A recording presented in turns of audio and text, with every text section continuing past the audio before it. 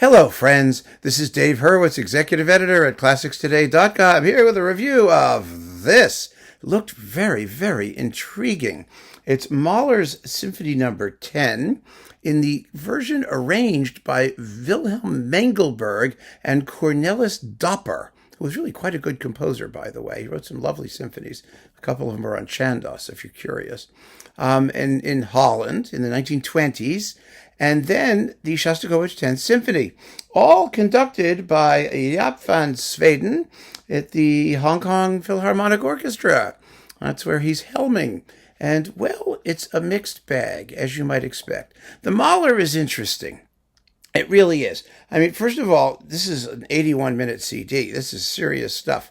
The idea was two works written in extremis or something like that. They really don't belong together, but it doesn't matter in any sort of musical way, but it's nice to have them. First of all, the version. Well, the main difference between Derek Cook and all of the other ones we've heard is the addition by Misters Mengelberg and Dopper of all kinds of little percussion in the opening Adagio and to a certain extent in the Purgatorio. Those are the only two movements we get here. And it really just goes to show you what a genius Mahler was at percussion writing. Because when other people do it, it never sounds right.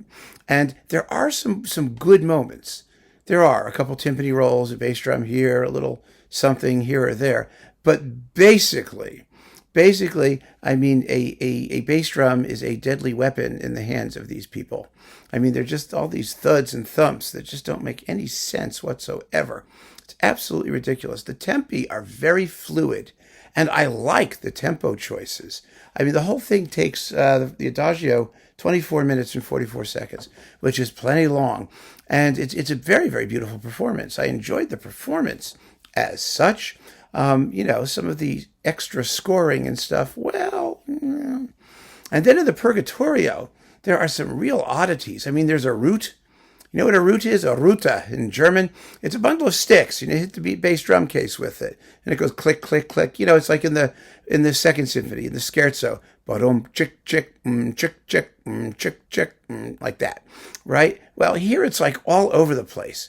It sounds almost like there's just an accident happening in the back, or someone's dropping their keys, or I don't know. It's really, really silly.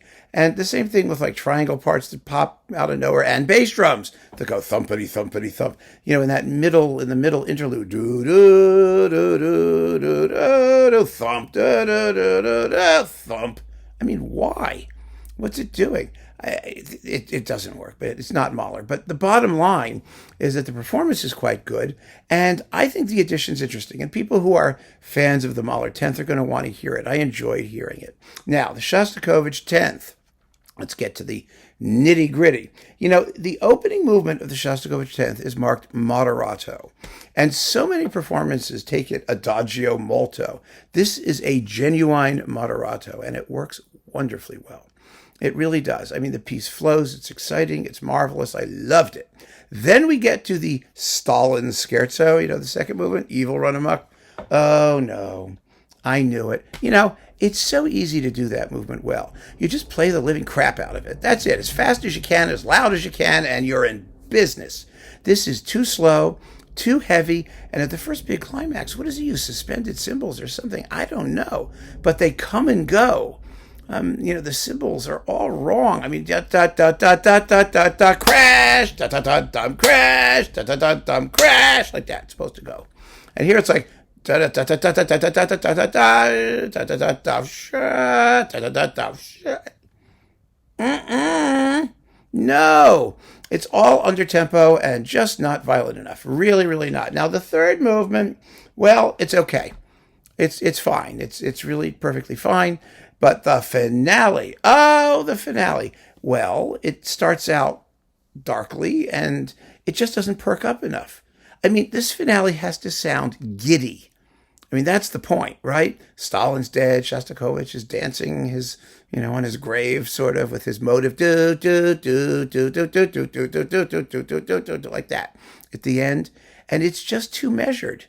It never breaks free. It never lets go. It doesn't have that uninhibited joie de vivre, which Shostakovich finally achieved for like the one time in his life at the end of this symphony. And I I don't understand it. It's all just a little bit inhibited. And, the interesting thing is that Van Zweden has a reputation. He's supposed to be this, intense, passionate, angry guy kind of conductor, and I've always found so many of his performances to be tepid. And that's the problem with the Shostakovich. It's great first movement, and then after that, it's just tepiditude, tepidosity, tepidness, lukewarm, when it should be hot, hot, hot, hot, and blazing. And blaze, this does not. But for that first movement, which is a lesson in how it should go, I don't mind hearing this. And for the Mahler, it was just fun. It was really fun. So those of you who are serious collectors, as am I, you may want this just for that novelty.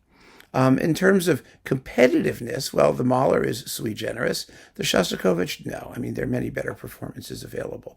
And like I said, it's pity because he gets that first movement so right. And then after that, he just lets the voltage sizzle out. It happens. So keep on listening, friends. Thank you so much for joining me. Take care.